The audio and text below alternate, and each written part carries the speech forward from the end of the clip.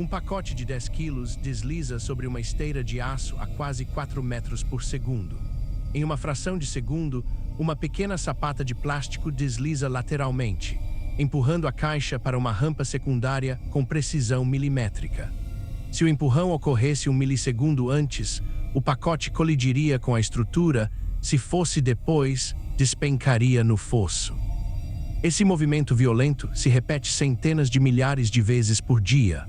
Como esses sistemas de alta velocidade controlam as forças brutas da inércia, do atrito e da gravidade, sem destruir as mercadorias ou rasgar a si mesmos. Para compreender esse colosso industrial silencioso, precisamos olhar além das telas de rastreamento que mostram apenas códigos de barras e prazos de entrega. O mundo real da triagem automatizada é barulhento, pesado e governado pelas leis da mecânica clássica. Cada objeto que entra em um centro de distribuição moderno passa por um labirinto de borracha, metal e sensores, onde o principal desafio não é processar dados em um servidor, mas gerenciar o momento linear e a energia cinética de objetos físicos em movimento constante. No centro dessa vasta malha logística estão os sistemas de triagem de alta velocidade, conhecidos como classificadores ou sorters. Enquanto uma esteira comum apenas transporta itens, um classificador precisa tomar decisões físicas ativas. Ele separa milhares de pacotes por hora, direcionando-os para suas respectivas rampas. Esses pacotes não são peças de metal idênticas em uma linha de montagem, segundosão sacos plásticos maleáveis, caixas de papelão úmidas, tubos cilíndricos e embalagens frágeis. Cada material reage às forças mecânicas de maneira totalmente distinta, criando um cenário de caos que a máquina precisa domesticar sem interrupções. O mecanismo mais robusto para essa tarefa é o classificador de sapatas, ou choix sorter. Ele se assemelha a uma esteira larga composta por centenas de réguas de alumínio transversais. Correndo ao longo dessas réguas estão pequenos blocos de plástico especial, chamados de sapatas de desvio. Quando um sensor óptico detecta que um pacote atingiu o ponto exato de desvio, um mecanismo sob a esteira ativa uma agulha magnética. Essa agulha força as sapatas a deslizarem lateralmente, criando uma barreira física diagonal que empurra o pacote para fora da esteira principal. A física por trás desse milissegundo é extremamente complexa.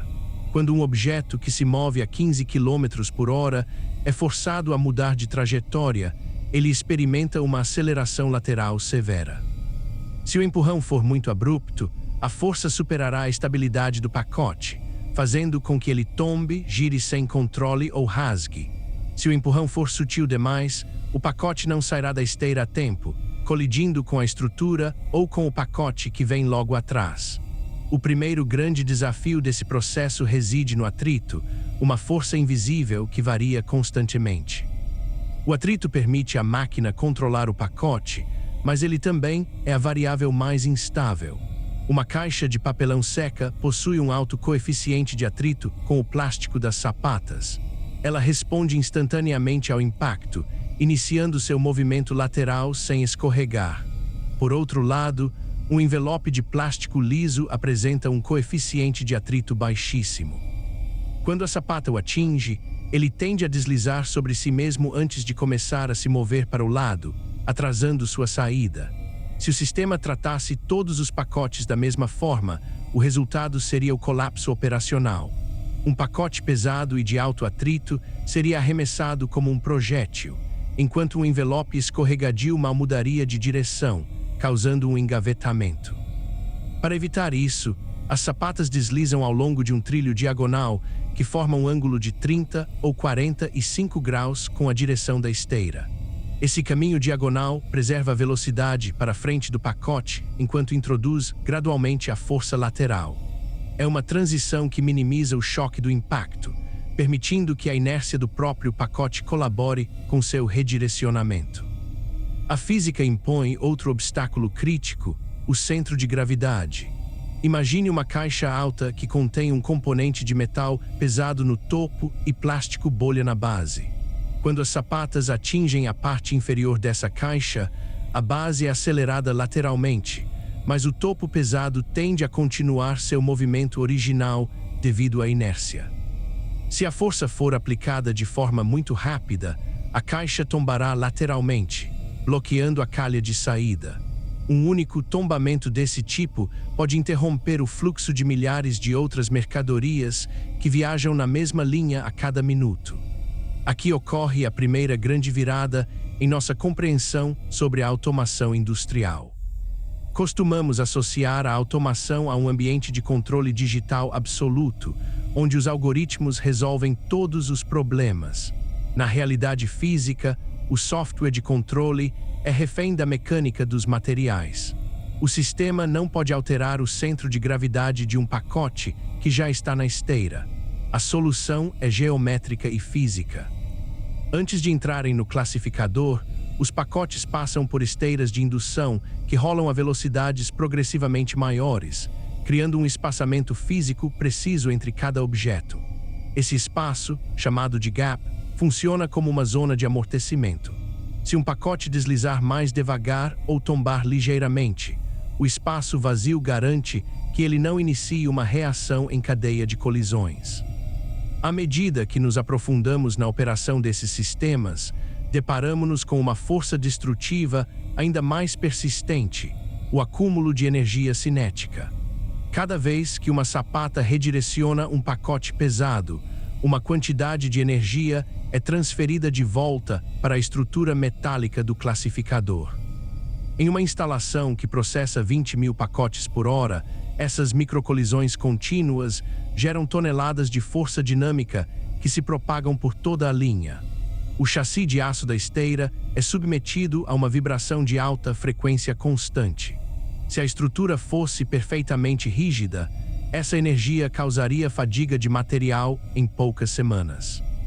Parafusos se soltariam sozinhos, soldas trincariam e as guias por onde as sapatas deslizam sofreriam microdeformações. Uma deformação de apenas 2 milímetros nas guias magnéticas inferiores é suficiente para que uma sapata trave a alta velocidade, o que causaria um efeito de cisalhamento capaz de destruir dezenas de réguas de alumínio em segundos, paralisando a fábrica por dias. Isso nos leva à segunda grande virada desse sistema mecânico. A sobrevivência de uma máquina de triagem não depende de sua rigidez extrema, mas de sua capacidade de flexionar e dissipar energia.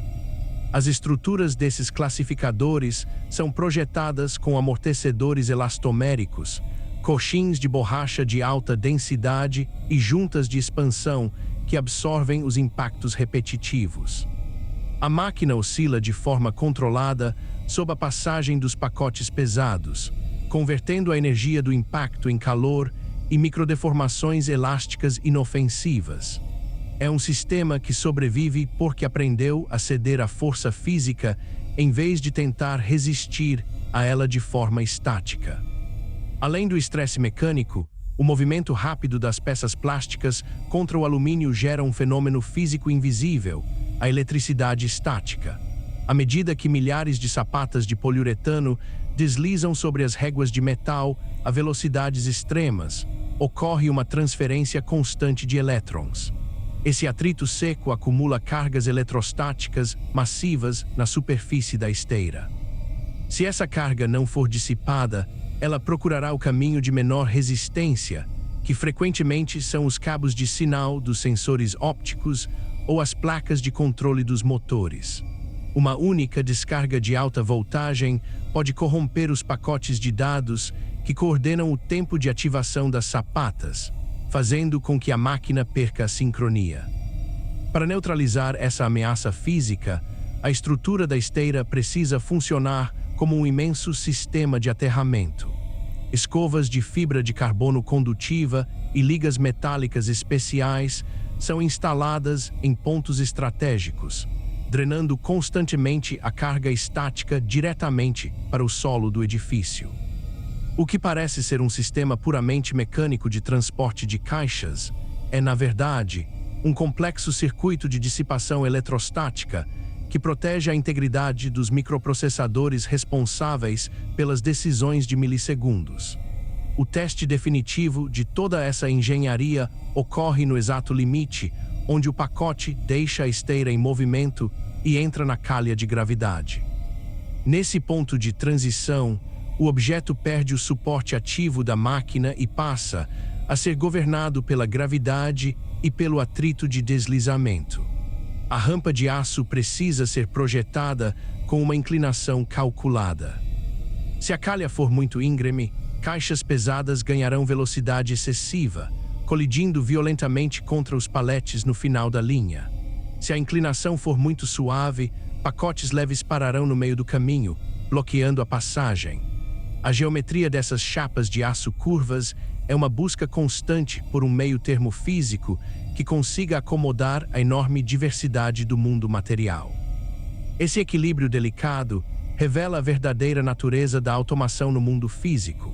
Muitas vezes imaginamos as fábricas e armazéns do futuro como ambientes abstratos, onde o software flutua sobre a realidade material. No entanto, a eficiência de qualquer sistema automatizado reside em sua capacidade de traduzir instruções lógicas invisíveis em movimentos físicos precisos, rápidos e seguros. Cada pacote que desliza sem danos até a rampa correta é o resultado de uma negociação constante e violenta entre a gravidade, a inércia, o atrito e o metal. Quando observamos uma dessas esteiras trabalhar sem parar sob a luz amarelada de um galpão industrial, percebemos que a automação não elimina a resistência da matéria. Ela simplesmente aprende a prever e a guiar essa resistência com uma precisão que desafia os limites do desgaste físico. O fluxo contínuo de mercadorias que sustenta o comércio moderno não depende apenas de algoritmos complexos, mas de sapatas de plástico que resistem ao atrito, de estruturas metálicas que sabem como vibrar sem quebrar e de uma engenharia que transforma a força bruta da colisão em uma dança perfeitamente coordenada dentro de armazéns que quase ninguém vê por dentro.